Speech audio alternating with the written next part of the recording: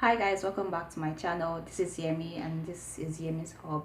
I know it's been a while since I posted a video. I think it was December last year, or did I say December, October also.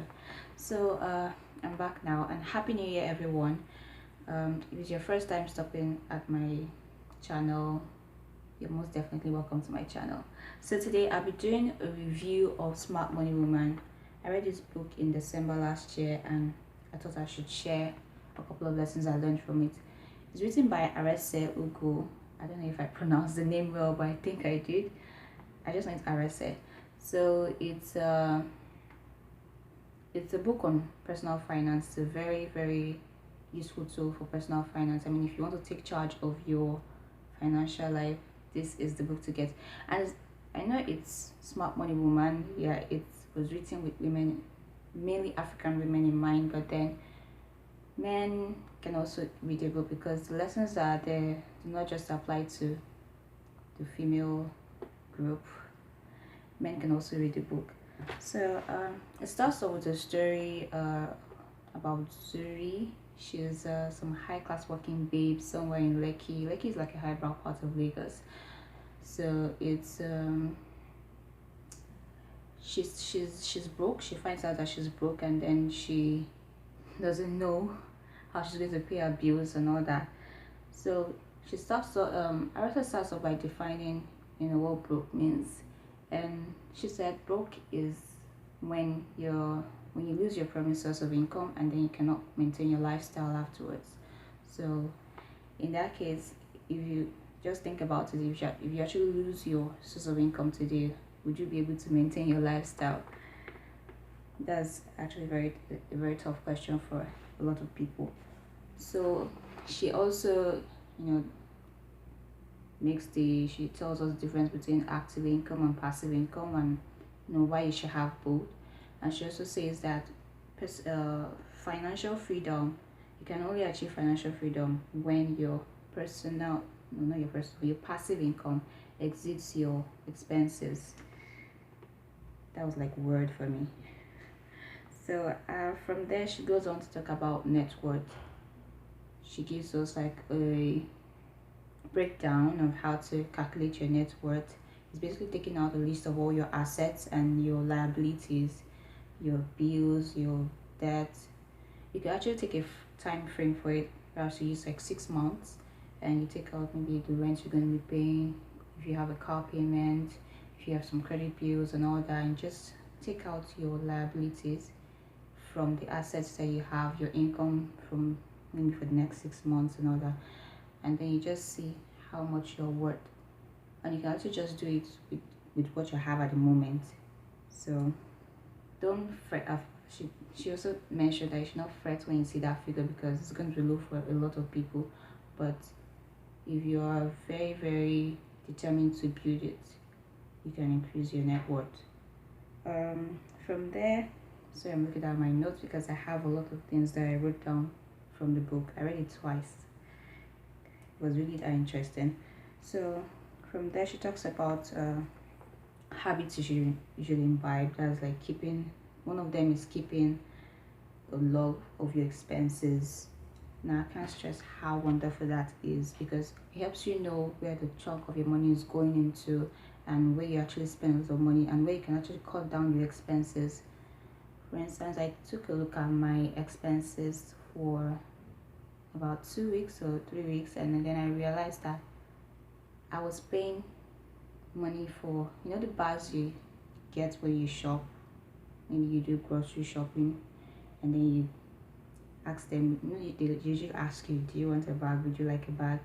And then you also take bags, and you're not even sure that you're paying for the number of bags. So I started taking bags to the grocery store when I want to buy groceries because I have a lot of those bags in my storage, and they're just there, useless, and I'm paying money for it every time I go shopping. So I decided to cut down on that, take bags for shopping. It was when I took a look at my receipts that I actually saw that I'm actually paying for bags every freaking time. When you actually calculate that money over a while, you realize that it runs into some dollars or something. So from there she talks about emergency funds, or having emergency funds. I know we don't pray for anything to happen to us, or break a leg or have an accident whatsoever or fall ill, but having an emergency fund is very, very important. I think it was a part in the book where Zuri's mom's house caught fire. Either that part, or I think it was part where the house caught fire and then they had to send money for bills and all that. So having emergency funds for the raining days is very, very important.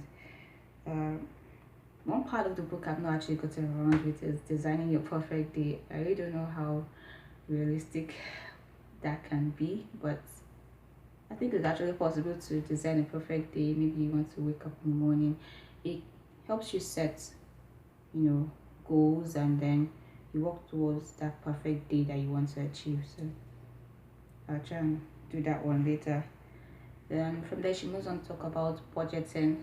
Budgeting is very essential. By the time you take a look at your expenses, what you spend your money on, you should be able to plan how much you want to spend every month.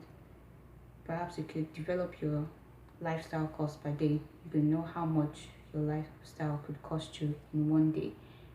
You can do that by simply just getting, the total of how much you spend in a month, and then you divide it by 30 days, and you can know your lifestyle cost per day or per month, depending on however you want to do it. And also she goes beyond personal finance now. Well, it's still personal finance, but then talks about family finance. Most families do not talk, especially African families, they do not like talking about money. It's like just something that, a conversation that probably goes into just between dad and mom, finish. The children don't talk about money, most African families generally, but well, as we like to grow up in a family where we talk about such things. So talking about wills and estates and getting lawyers for all that, for emergencies. Definitely we don't pray to lose a loved one whatsoever, but just in case, having all those things in place is very important. She explains that in detail in one of the chapters in the book. The book has about 12 chapters, so it's not something that will take you so long to read. You could be done, depending on how fast you are, you could be done in like 6-7 hours of reading. I think that's like the average. So she also talks about investing, forms of investing. There are long-term, short-term, investing in treasury bills, investing in mutual funds, in stock market, depending on which you want to do. Now, if you are, I think there are like 3 categories of investors. You have those who are risk averse, like they do not like investing at all. They rather just put their money in the bank and just leave it there. At least they just add little interest still. No, they are sure that the money they put there is there. And there are those people who are in between, so they just weigh which one brings better deal, is a better deal for them, and they pick that. And then you have those who are very optimistic about investing, and they like taking risk, and they are open to risk, and even if it fails, they will not be so, it's not like their world is going to crash or something. So she talks about different types and understanding which of them is good enough for you, knowing which of them you can handle, knowing the one you can actually follow up and monitor, because it's not just about putting your money there, it's also about ensuring that it's actually working for you. Maybe you're going to get a stockbroker or someone who's going to be doing the monitoring, or you're going to monitor it yourself. You have to check what's going on. So for instance, if the stock market, I could give you one little tip here. When you're buying stock markets, you buy when the price is actually low, definitely, but you don't wait till when it's extremely high before you decide to sell off, because it might crash just before you think of selling off. So that's like one thing about stock market. So knowing when to buy, when to sell, and all those things, you need to have someone who is very experienced in it to give you advice, so you just know and you actually make money from it. Now she also talked about this 7 to 1 ratio, in which you have 70% of, I think, the money that you save going into your long-term goals. For instance, if you plan, she kept using this example of Awoyaya.